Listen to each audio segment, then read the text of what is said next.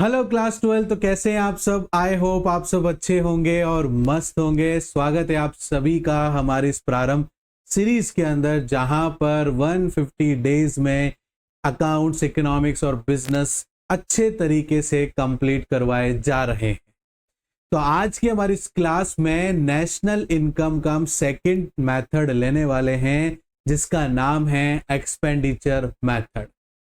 इस मेथड को आगे करने से पहले एक एग्जाम्पल लेते हैं कि मान लीजिए आपके घर के सामने एक फैमिली रहती है और उस फैमिली के पास में दो बड़ी कार है, जो वो कारें रेगुलर वे में यूज भी करते हैं। घर को देखकर लगता है कि घर के अंदर सभी कमरों में एसी लगे हुए होंगे और साथ ही साथ में वहां पर नौकर भी, ड्राइवर भी, उन्होंने घर के बाहर एक गार्ड भी बिठा रखा है। अब आप सोच रहे होंगे कि सर आप ये सारी बातें इस एग्जाम्पल में क्या समझाना चाह रहे? तो बेटा मैं ये समझाना चाह रहा हूं कि अभी तक मैंने जो आपको इमेजिन करवाया, इसमें देखकर हमें ये तो पता लगता होगा कि महीने का इस परिवार में कितने का खर्च होता होगा, है ना? क्योंकि वहां पर डेली बेसिस में जो कारें हैं वो यूज हो रही हैं, तो कार में फ्यूल भी डलता होगा। हर कमरे के अंदर एसी है तो बिजली का खर्चा भी खूब आता होगा, ठीक है ना? नौकर भी है, ड्राइवर भी है, गार्ड भी है घर के बाहर, तो उनकी सैलरी भी वो लोग देते होंगे, राइट? तो ये कितना खर्चा होता है। तो एक हमें लगता है ना, जब वो इतना खर्चा कर रहा है तो खर्चा तो जब ही करेगा ना जब वो कमा भी रहा होगा। अब वो जितना कमा रहा होगा, जितना वो खर्च कर रहा होगा, सॉरी, उससे ज्यादा वो कमा रहा होगा। तो क्या हमने यहां पर एक एजम्पशन नहीं लगाया कि इंसान के खर्चे देखकर हम अनुमान लगा रहे हैं कि इसका इनकम कितनी होगी? जब ये इतना खर्चा कर रहा है तो इसकी इनकम कितनी होगी? तो हमने खर्चे से अनुमान लगाया ना बेटा, कि उसके खर्चे देखे और हमने पता लगाया कि यार ये कितनी इनकम कमाता होगा, राइट? अब जैसे मान लो हम एजम्पशन लगाते हैं कि वो महीने का 1 लाख रुपए इन सब एक्टिविटीज में खर्च करता है, तो सोचो उसकी इनकम कितनी होगी जब वो महीने का सिर्फ इन चीजों पे ही 1 लाख रुपए खर्च कर रहा है। तो यहां पर हमने एक पर्टिकुलर बंदे की इनकम का पता कैसे लगाया? एक खर्चे से हमने पता लगाया, राइट? तो क्या हम किसी भी किसी भी कंट्री की जो इकोनॉमी है, क्या उसकी इनकम का पता हम खर्चों से नहीं लगा सकते? बिल्कुल लगा सकते हैं। तो इसलिए जो आज का मेथड है वो हमें यही बताता है कि हमें एक पर्टिकुलर कंट्री की इनकम को, नेशनल इनकम को कैलकुलेट करना है तो हम खर्चों से भी कैलकुलेट कर सकते हैं, राइट? तो आज हम हमारे इंडिया में किस तरीके से नेशनल इनकम को एक्सपेंडिचर मेथड से कैलकुलेट किया जाता है उसके बारे में समझने वाले हैं। ओके, अब इसको समझाने के लिए, क्योंकि आप थोड़ी सी बात जो मैं आपको समझाना चाहता था, आई होप आप लोग समझ गए होंगे बेटा। अब थोड़ा सा हम लोग इसके बारे में और अच्छे समझते हैं, क्योंकि आज का जो हमारा मेथड है वो एक एक्सपेंडिचर मेथड है, ठीक है? ये एक्सपेंडिचर मेथड, जहां पर हम खर्चों से नेशनल इनकम को कैलकुलेट करने के बारे में सोचेंगे, ठीक है बच्चों? अब देखो बेटा, जैसे कि हमने पड़ोसी का पता लगाया तो उसने सारे खर्चे अपने घर से रिलेटेड किए सबसे पहले, ठीक है ना? और घर को अगर इंग्लिश में हम लोग बोलें तो डोमेस्टिक बोला बेटा मैंने, कि उसने ये सारे खर्चे अपने डोमेस्टिक मतलब अपने घर घर के अंदर करें, एक बाउंड्री के अंदर अंदर करें। तो अगर इंडिया की अंदर अंदर की बाउंड्री में जितने भी खर्चे हो रहे हैं वो सारे खर्चे क्या कहलाएंगे? डोमेस्टिक कहलाएंगे बेटा। Is that clear? और क्योंकि अब हम यहां पर पूरी कंट्री की बात कर रहे हैं, under the boundary of a particular country, जैसे कि इंडिया हम ले रहे हैं, तो वो खर्चा हो गया बेटा, डोमेस्टिक हो गया, डोमेस्टिक खर्चा हो गया, राइट? अब इन सबको अगर हम प्लस कर दें तो वो हम टोटल ना बोलकर क्या बोलेंगे? ग्रोस बोलेंगे, ठीक है? तो मैं ये कहना चाह रहा हूं कि सबसे पहले अगर एक्सपेंडिचर मेथड में आपसे कुछ भी कैलकुलेट करने के लिए बोला जाएगा, सबसे पहले आपका जीडीपी एमपी निकलेगा। क्या निकलेगा बेटा? जीडीपी एमपी निकलेगा, gross domestic production at market price. Gross domestic product at market price, कि एक पर्टिकुलर कंट्री के अंदर प्रोडक्ट पर कितना खर्चा करते हैं। मार्केट प्राइस आ रहा है ना बेटा इसलिए, क्योंकि मार्केट प्राइस इसलिए लिया गया है क्योंकि मार्केट में जो चीज आती है तो कंज्यूमर उसको मार्केट प्राइस पर परचेस करता है ना बेटा, जो है फैक्टर कॉस्ट पे तो परचेस कर ही नहीं सकता है, ठीक है ना, क्योंकि उसको टैक्स भी देना होता है एज अ कंज्यूमर। तो मैं जब भी कोई भी चीज खरीदूंगा तो मार्केट प्राइस पे तो खरीदूंगा बेटा। तो एक साल के अंदर सभी पूरे इंडिया की आबादी ने अलग अलग गुड्स और सर्विस के ऊपर एक साल के अंदर कितना खर्चा किया है, ठीक है ना, उसी को ही gross domestic product at market price बोला जाएगा। क्योंकि हम सेलिंग प्राइस, मार्केट प्राइस मतलब सेलिंग प्राइस, उस पर तो खरीदते हैं बेटा, कोई अपनी कॉस्टिंग पर थोड़ी हमें चीज बेचता है, मार्केट प्राइस पर ही बेचता है बेटा, जो मार्केट में भाव चल रहा होता है।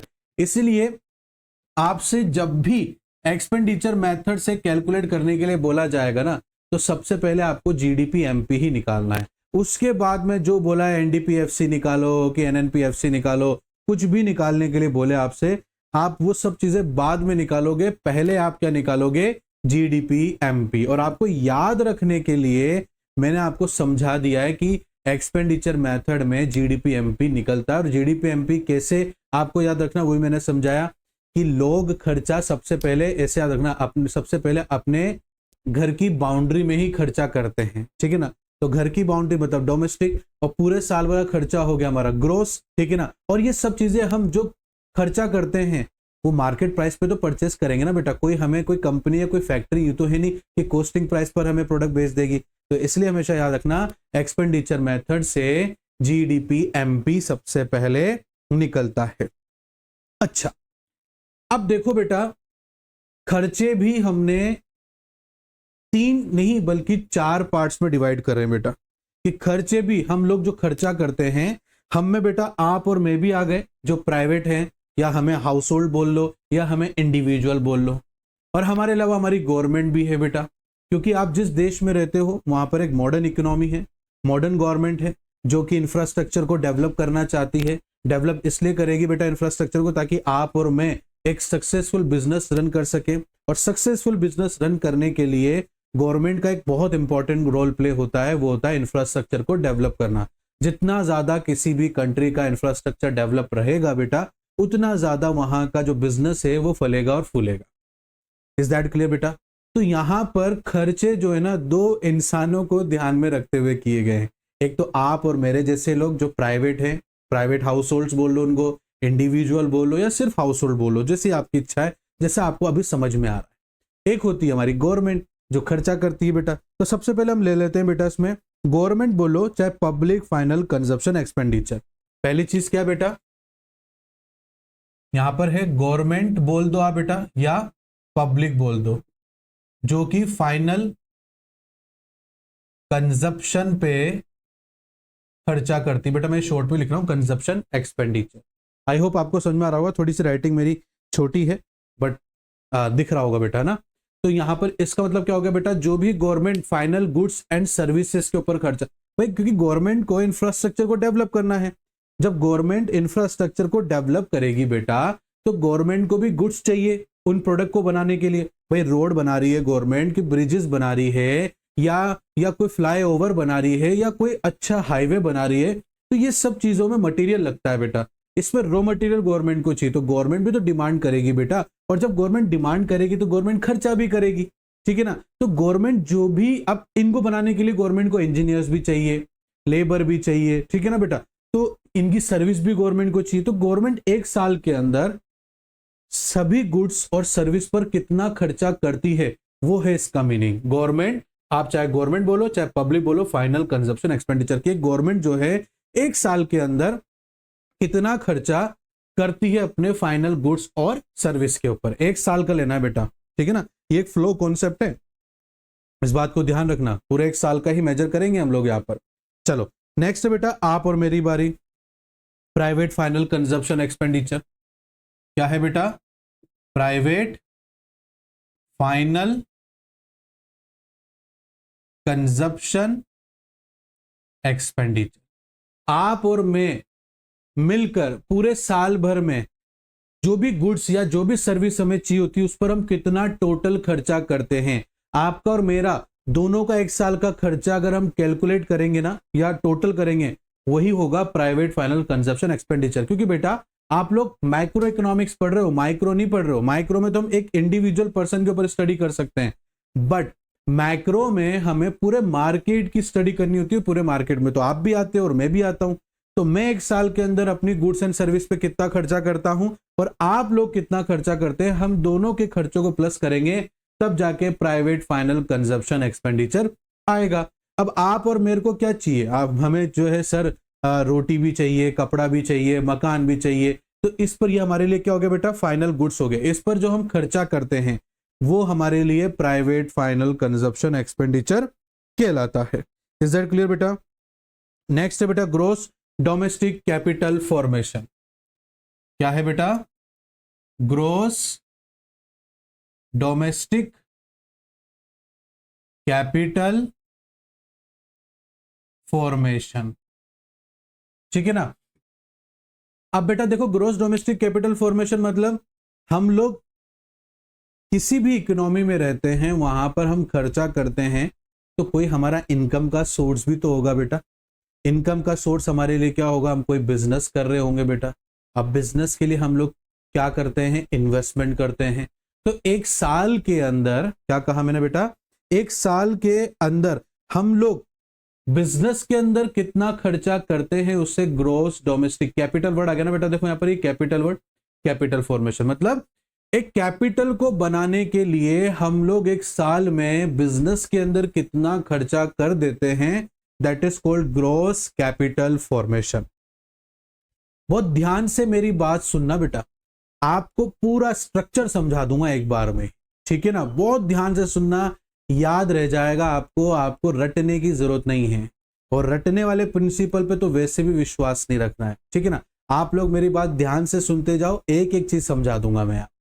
तो ग्रोस डोमेस्टिक कैपिटल फॉर्मेशन मतलब क्या होता है, एक साल के अंदर सभी के द्वारा बिजनेस में कितना इन्वेस्टमेंट किया जाता है। अब चाहे वो इन्वेस्टमेंट बेटा कोई हम लैंड बिजनेस कर रहे हैं तो लैंड लेने के लिए भी कर सकते हैं, बिल्डिंग बनाने के लिए भी कर सकते हैं बेटा, मशीन परचेस करने के लिए भी कर सकते हैं, रॉ मटेरियल परचेस करने के लिए भी कर सकते हैं बेटा। तो ये सब चीजें किस में आएगी बेटा, ग्रोस डोमेस्टिक कैपिटल फॉर्मेशन पे, ठीक है। और लास्ट है बेटा हमारा नेट एक्सपोर्ट। क्या है बेटा, net export, export minus import. Is that clear? क्या है बेटा, export minus import. Is that clear बेटा? आ रही है बात समझ में बेटा? तो नेट एक्सपोर्ट मतलब हमारे यहाँ पर जो है लोग कितना, अब यहाँ से कितना खर्चा करते हैं लोग, विदेशों से कितना खर्चा करते हैं हमारे देश की गुड्स एंड सर्विसेज को खरीदने के लिए, उसे नेट एक्सपोर्ट कहेंगे बेटा। अब ये चारों चीजें अगर आपको मिल जाए तो इन चारों चीजों को हमें क्या करना है, प्लस करना है बेटा। और जैसे ही ये चारों चीजें हम प्लस कर देंगे तो हमारा जीडीपी एमपी आ जाएगा। बस अब जीडीपी एमपी हमारा आ गया, उसके बाद वो आपसे एनएनपीएफसी मतलब नेशनल इनकम पूछे, चाहे वो आपसे जीडीपीएफसी पूछे या आपसे एनडीपीएफसी पूछे या एनएनपीएमपी पूछे, कुछ भी पूछे, उसके बाद आप फिर उसको निकाल सकते। बट डायरेक्टली जो पूछा जाए वो डायरेक्टली आपको सॉल्व नहीं करना है। सबसे पहले जो मेथड आप कर रहे हो उससे पहले वो चीज क्या निकलेगी वो हम समझेंगे, उसके बाद ही आगे कोई कदम हम उठाएंगे बेटा। Is that clear? अब कई बार क्या होता है, हम लोग स्टूडेंट हैं, हमें कोई चीज आसानी से समझ में आ जाए ऐसा बिल्कुल पसंद नहीं है, ठीक है ना। हमें उलझाने की पूरी पूरी कोशिश करते हैं। ये सब चीजें सीधी सीधी अगर आपको क्वेश्चन में दे दें, सोचो तो कितनी आसान हो जाए जीवन स्टूडेंट का, है ना। नहीं, आसान नहीं होता है स्टूडेंट का जीवन। अब यहां पर भी कुछ ट्विस्ट है आप लोगों के लिए, जैसे कि अगर मान लो चलो ये तो गवर्नमेंट फाइनल कंजप्शन एक्सपेंडिचर है, इसके कोई सब हेडिंग्स नहीं है बेटा, but private final consumption expenditure के दो सब हेडिंग्स है कि अगर मान लो private final consumption expenditure given ना हो क्वेश्चन में, तो दो चीजें गिवन होंगी क्वेश्चन में। इन दोनों चीजों को आप प्लस करोगे तो आपका प्राइवेट फाइनल कंजप्शन एक्सपेंडिचर आ जाएगा, फिर जिसमें आप बाकी सबको प्लस करके जीडीपी एमपी निकाल सकते हो। Is that clear? तो उसमें से पहला है बेटा house hold final consumption expenditure, ये है house hold final consumption expenditure. मतलब आप और मैं पूरे एक साल में हमारी जो भी बेसिक नीड्स हैं किसी भी गुड्स या किसी भी सर्विस की रिगार्डिंग, उस पर हम पूरे एक साल में कितना खर्चा करते हैं, उस खर्चे को अगर हम टोटल करेंगे तो उसे बोलेंगे house hold final consumption expenditure. Is that clear बेटा? आ रही है बात समझ में? नेक्स्ट बेटा, saving of non profit institution. क्या है बेटा? Saving of non profit institution, ठीक है, serving house hold, serving house hold, ठीक है बेटा। अब ये क्या है? तो देखो बेटा, हमारे समाज में कुछ लोग समाज कल्याण के लिए भी काम करते हैं, गवर्नमेंट के अलावा ये लोग होते हैं बेटा जो एनजीओस चलाते हैं। क्या करते हैं बेटा? एनजीओस चलाते हैं किसी भी चीजों के लिए, किसी भी पर्टिकुलर सोशल इश्यूज पे ये लोग एनजीओस चलाते हैं बेटा। उन्हें, उन एनजीओस को नॉन प्रॉफिट इंस्टीट्यूशन कहते हैं। इसमें हमारे मंदिर भी आ सकते हैं, इसमें जो है मस्जिदें भी आ सकती हैं, मतलब सभी चीजें धार्मिक जो स्थल से वो भी इसमें काउंट किए जाते हैं बेटा। अब ये जो नॉन प्रॉफिट इंस्टीट्यूशन है, जनरली ये लोग डोनेशन बेसिस पर चलते हैं बेटा। तो इनकी जो इनकम होती है वो डोनेशन पे होती है, ठीक है। अब डोनेशन जो इनको मिलता है बेटा, तो इनके खर्चे भी हैं। मान लो कोई स्कूल है जो नॉन प्रॉफिट ऑर्गेनाइजेशन के अकॉर्डिंगली चलता है, तो डोनेशन आती है। उस डोनेशन से, पूरे साल भर की जो डोनेशन आती है उसमें से पूरे स्कूल का खर्चा, जैसे कि लाइट का बिल हो गया, पानी का बिल हो गया, टीचर की सैलरी हो गई, वहाँ पर जो मेड काम कर रही है उनके वेजेस हो गए, प्रिंसिपल की सैलरी, ये सब खर्चा निकालने के बाद में अगर एनजीओस के पास कुछ बच जाता है, वही जो है सेविंग कहलाती है उस नॉन प्रॉफिट इंस्टीट्यूशन की। Is that clear? क्योंकि यहाँ पर जो मेन बेसिक इनकम सोर्स है इस इंस्टीट्यूट, नॉन प्रॉफिट इंस्टीट्यूट के पास में, वो बेटा ऐसे ही है, डोनेशन के बेसिस पर ही लोगों द्वारा मिल जाता है। तो वो इनकम हो गई बेटा। अब उस इनकम में से इनके खर्चे भी होंगे, तो उस खर्चे को निकाल के साल भर में पूरा जो भी इनकम जनरेट हुई उसमें से पूरे साल भर का खर्चा निकाल के जो पैसा बचा है, उसी पैसे को saving of non profit institution कहा जाता है बेटा। तो अगर ये दोनों मिल जाए तो इन दोनों को प्लस कर देना बेटा, तो उससे आपका प्राइवेट फाइनल कंजप्शन एक्सपेंडिचर बन जाएगा बेटा। दोनों गिवन ना हो, एक गिवन हो तो दूसरे को जीरो मान लेना मन में, और वो जो एक गिवन है, जैसे मान लो सपोज करो house hold final consumption expenditure 200 given है, इसके बारे में पूरे क्वेश्चन में कहीं बात ही नहीं हुई है, ना इसके बारे में बात हुई ना इसके बारे में बात हुई। अगर इसके बारे में भी इसका भी अमाउंट दे रखा है और इसका भी अमाउंट दे रखा है, तो इन दोनों के अमाउंट को प्लस मत करना, फिर जो इसका अमाउंट है वही कहलाएगा, फिर इसको इग्नोर मार देना। अगर दोनों भी गिवन है उसके बावजूद भी ये भी गिवन है और इसका अमाउंट भी गिवन है, तो इन दोनों को भी इग्नोर मार देना, इसका टोटल है, क्योंकि अपने पास ग्रैंड टोटल ऑलरेडी है ना बेटा, दोबारा से टोटल करके करना क्या है हमें, ठीक है ना। तो यहां पर इस चीज को ध्यान रखना। अब हमारे पास यही गिवन है, ये भी गिवन नहीं, ये गिवन नहीं, ये तो निकालना है ना बेटा, तो इसको जीरो मान लेंगे तो प्राइवेट फाइनल कंजप्शन क्या हो जाएगा? 200 हो जाएगा। Is that clear? ये मैं इसलिए बता रहा हूं, है तो बहुत छोटी बात, बट बच्चे कई बार क्या, आप एग्जाम में प्रेशर में रहते हो ना, तो गलतियां हो जाती है, तो इस चीज को आप ध्यान रखना बेटा, ठीक है। तो ये दो चीजें समझ में आई बेटा आप लोगों को। चलो अब हम पढ़ेंगे ग्रॉस डोमेस्टिक कैपिटल फॉर्मेशन। इसके भी हम 3 पार्ट पढ़ेंगे। क्या पढ़ेंगे बेटा? इसके भी हम लोग 3 पार्ट पढ़ेंगे। मैं यहां से एक पार्ट ये, देन दूसरा पार्ट ये, देन तीसरा पार्ट ये, ठीक है। तो फर्स्ट पार्ट बेटा इसका क्या हो जाएगा?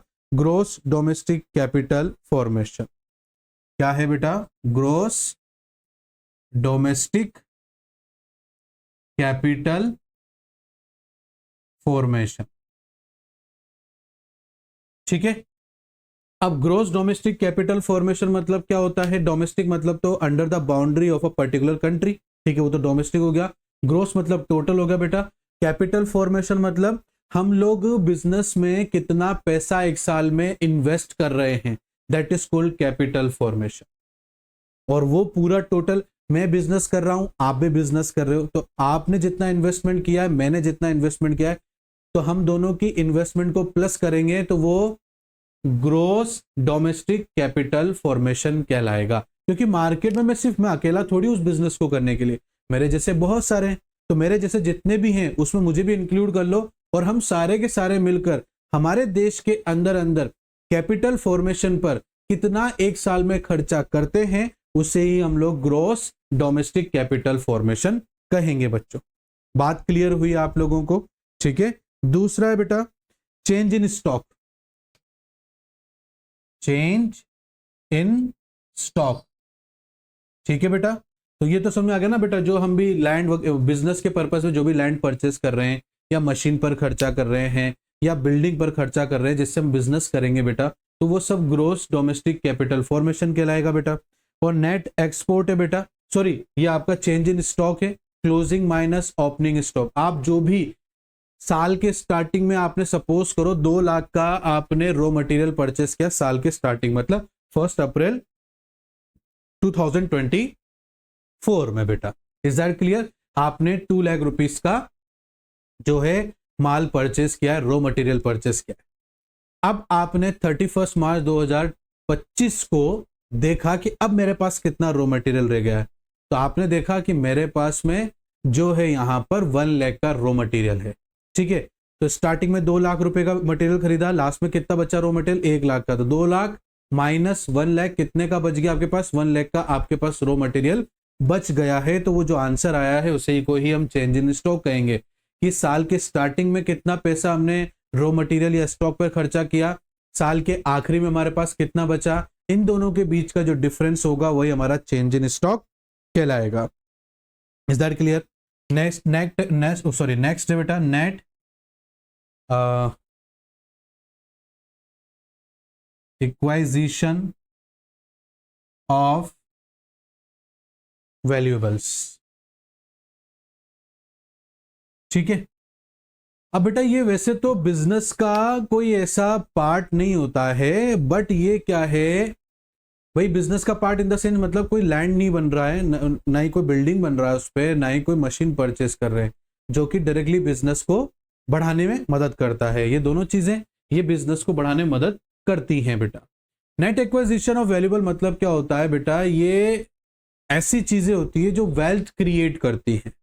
ठीक है ना, इसको जो है फर्म भी खरीद रही है और हाउस होल्ड भी खरीद रहा है। वो है गोल्ड, सिल्वर, कोई प्रेस्टिजियस स्टोन हो गया बेटा।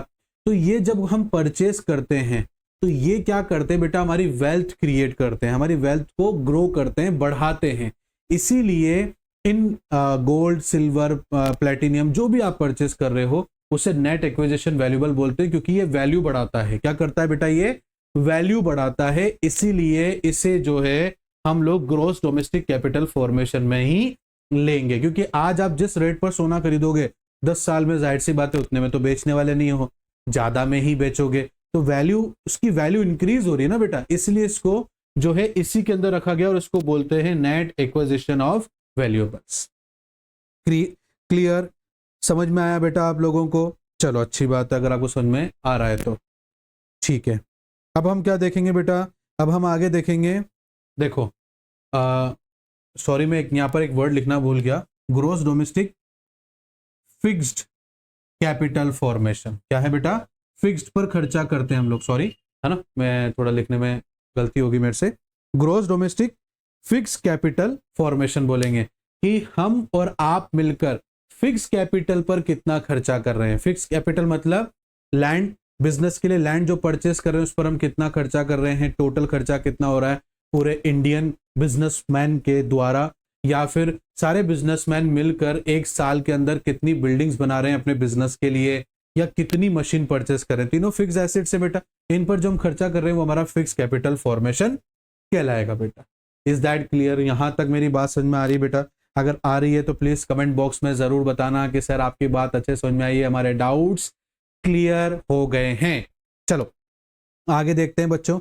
आगे अब इसके भी 3 पार्ट्स हैं बेटा, ठीक है ना, इसके भी gross domestic fix capital formation के भी 3 पार्ट है बेटा, तो उसको भी समझ लेते हैं। अब इसके बाद नहीं है, ठीक है ना। आप लोग टेंशन बताओ सर कितने सारे हो गए, बट बेटा क्या है, जैसे हम जब प्रैक्टिस करेंगे ना तो बहुत सारी चीजें तो ऐसी जो बार बार आएगी, तो आपको याद रखने की जरूरत नहीं पड़ेगी, आपको याद हो जाएंगे ऐसे ऑटोमेटिकली, ठीक है ना। बहुत सी इसमें ऐसी चीजें जो बार बार आती रहेंगी, आपको पता लग जाएगा कौन किसका पार्ट है। तो पहली चीज है बेटा gross business fixed investment, gross business fixed investment. हम सबके द्वारा, मतलब अगर हम सब बिजनेस कर रहे हैं बेटा, तो हम सब के द्वारा पूरे साल भर में बिजनेस के अंदर फिक्स्ड इन्वेस्टमेंट कितने किए जा रहे हैं। मान लो पूरे इंडिया में 10 लोग हैं जो एक पर्टिकुलर बिजनेस करते हैं, उन 10 के 10 लोगों का मिलाकर आपको बताना है कि वो एक साल के अंदर फिक्स्ड इन्वेस्टमेंट अपने बिजनेस में कितना करते हैं। 50 करोड़ करते हैं, 1000 करोड़ करते हैं, कितना करते हैं फिक्स पर, ओनली फिक्स पर। जैसे कि कोई लैंड है, कोई बिल्डिंग है, कोई मशीन है, उस पर टोटल खर्चा एक साल के अंदर सभी प्रोड्यूसर के द्वारा कितना किया जा रहा है, उसी को ग्रॉस बिजनेस फिक्स्ड इन्वेस्टमेंट बोला जाएगा बेटा। इज दैट क्लियर बेटा, आ रही बात समझ में। और यहां पर ये ग्रॉस बिजनेस फिक्स्ड इन्वेस्टमेंट यहां पर हमें सिर्फ और सिर्फ इस पार्ट में प्राइवेट लोगों को लेना है, प्राइवेट कंपनीज को लेना है। अगर आप कोई कंपनी खोलोगे तो प्राइवेट ही है, ठीक है, गवर्नमेंट की तो है नहीं, ठीक है ना। मैंने खोली है तो वो भी प्राइवेट है, गवर्नमेंट की तो नहीं है। तो जितनी भी प्राइवेट कंपनीज हैं हमारे देश के अंदर, उन सभी के द्वारा कितना फिक्स इन्वेस्टमेंट किया जाता है किसी भी लैंड, किसी भी बिल्डिंग, किसी भी मशीन पर, उन सब का total gross business fixed investment कहलाएगा बेटा। और बेटा एक और है gross public investment, gross public investment, याद है ना, ये रहा पब्लिक, गवर्नमेंट बोलो चाहे पब्लिक बोलो, ठीक है ना। तो यहां पर एक पर्टिकुलर कंट्री के द्वारा या एक पर्टिकुलर कंट्री की गवर्नमेंट के द्वारा पूरे एक साल में कितना इंफ्रास्ट्रक्चर पर इन्वेस्ट किया जाता है, कि भाई कितने करोड़ों में एक हाईवे बनाया गया, कितने करोड़ में जो है एक फ्लाईओवर बनाया गया, कितने करोड़ में एक स्टेट हाईवे बनाया गया। तो ये गवर्नमेंट खर्चा कर रही है, जिससे इंफ्रास्ट्रक्चर डेवलप हो रहा है। तो कितना एक साल के अंदर इंफ्रास्ट्रक्चर को डेवलप करने के लिए एक गवर्नमेंट खर्चा करती है, उसी को ही ग्रॉस पब्लिक इन्वेस्टमेंट बोला जाएगा बेटा। क्या बोला जाएगा? ग्रॉस पब्लिक इन्वेस्टमेंट, कि गवर्नमेंट के द्वारा इंफ्रास्ट्रक्चर को डेवलप करने के लिए कितना इन्वेस्टमेंट किया जाता है, उसे ही ग्रॉस पब्लिक इन्वेस्टमेंट बोलेंगे बेटा। अब नेक्स्ट बेटा gross residential construction investment, gross residential, ठीक है, रेसिडेंशियल कंस्ट्रक्शन इन्वेस्टमेंट, ठीक है। किसी भी क्या, जितने भी पूरे इंडिया के मार्केट में बिल्डर्स हैं, वो सारे के सारे मिलकर जो फ्लैट्स या सोसाइटीज बनाते हैं, उस कंस्ट्रक्शन पर जितना खर्चा किया जाता है उसे ग्रॉस रेसिडेंशियल कंस्ट्रक्शन इन्वेस्टमेंट बोला जाता है। या जितने भी आप और मेरे जैसे लोग हैं जिन्होंने नए घर बनाए हैं अभी अपने पैसों से, वो भी gross residential in construction investment. Residential मतलब क्या है? ऐसी जगह जहां हम रह सकते हैं। तो पूरे एक साल में चाहे आप करो, चाहे कोई कंपनी कंस्ट्रक्शन करके कोई सोसाइटी बनाए, कोई फ्लैट बनाए, या आप कोई अपने लिए घर या बंगला बनाओ, तो इन सब में जो भी खर्चा हुआ है, उन सभी खर्चों को अगर हम प्लस कर लेंगे तो हमारे पास में ग्रॉस रेसिडेंशियल कंस्ट्रक्शन इन्वेस्टमेंट कहलाएगा। क्योंकि हमने रेसिडेंस पर्पस के लिए उस पर इन्वेस्ट किया है, लोग वहां रहेंगे इसलिए हमने वहां कंस्ट्रक्शन के ऊपर इन्वेस्टमेंट किया है, इसलिए इसको ग्रॉस रेसिडेंशियल कंस्ट्रक्शन इन्वेस्टमेंट कहेंगे बच्चों। Is that clear? मेरी बात समझ में आ गई बेटा आप लोगों को? चलो अच्छा है अगर आपको मेरी बात समझ में आ गई है तो ये रहा आपके पास में एक्सपेंडिचर मेथड से हम किस तरीके से जीडीपी एमपी को कैलकुलेट करेंगे।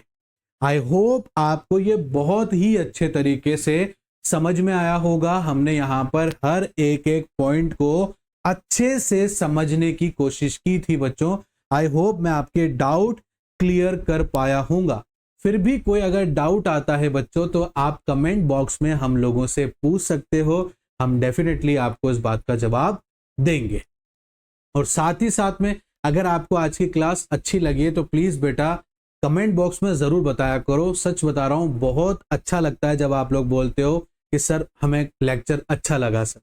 ठीक है, तो बेटा प्लीज़ कमेंट करके ज़रूर बताया करो, उससे और हमारा मनोबल बढ़ता है और हम और कोशिश करते हैं और सोचते हैं डीपली कि किस तरीके से आपको समझाया जाए चीज़ों को, वो भी आसान तरीके से, ताकि आप एक बार में उसको एडॉप्ट कर लें। चलो, अगर आपको क्लास अच्छी लगी है तो एक काम और कर देना बेटा, प्लीज लाइक भी कर देना, शेयर भी कर देना और सब्सक्राइब करना और बेल आइकन को प्रेस करना बिल्कुल मत भूलना। अब नेक्स्ट क्लास में इसके न्यूमेरिकल के साथ मिलूंगा, न्यूमेरिकल सॉल्व करेंगे और समझेंगे कि किस तरीके से न्यूमेरिकल को सॉल्व किया जाता है। तब तक के लिए thank you and bye bye बच्चों।